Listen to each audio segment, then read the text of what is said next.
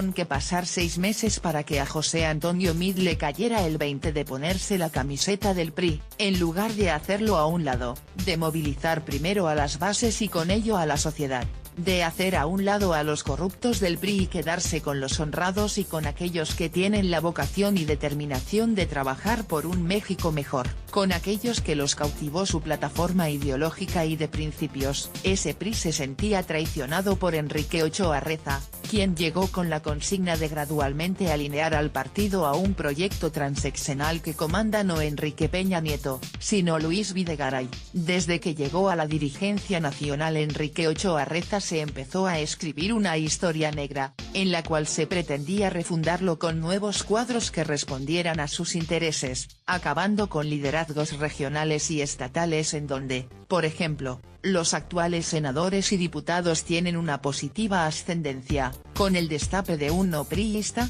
de un candidato ciudadano, el PRI terminó de perder el rumbo y no por culpa de Meade, sino de sus asesores y de la mano que mece la cuna, que le recomendaron desvincularse del revolucionario institucional si pretendía ganar. Claro, el lastre que representa ese partido en el imaginario colectivo es muy pesado. Sin embargo, con ese deslinde se traicionó a cientos de miles de priistas en todo el país que creen en esa opción política y que dedican una buena parte de su tiempo a actividades proselitistas y a aliviar los males de algunos sectores de la población, que están abandonados por los gobiernos estatales y municipales. Esos priistas que aun con el gobierno de Enrique Peña Nieto no recibieron ni siquiera una palmada de aliento o de gratitud, fueron olvidados después de cumplir con el cometido de llevarlo a la presidencia de la República. En 2016, con la derrota que sufrió el partido en el poder en 7 gubernaturas, salió del partido Manlio Fabio Beltrones, empujado al precipicio por Luis Videgaray y por el fuego amigo para encumbrar a Enrique Ochoa Reza,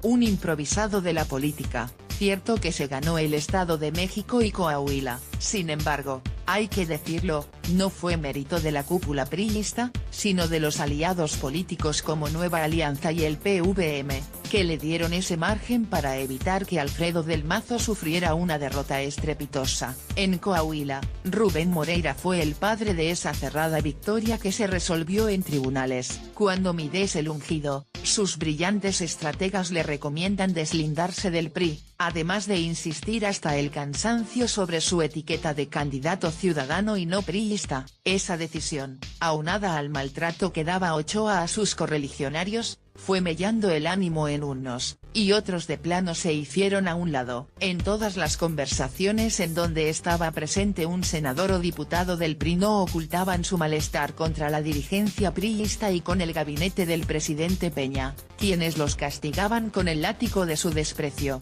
A 52 días de las elecciones se corrige el rumbo y se relanza la campaña para triunfar el 1 de julio. ¿Habrá sido demasiado tarde para ello? Solo el tiempo lo dirá. Lo que se debe hacer desde ahora, independientemente de que se gane o se pierda, es dejar al PRI en manos de auténticos militantes y no de improvisados y oportunistas, que solo vieron al partido como un botín político en aras de un proyecto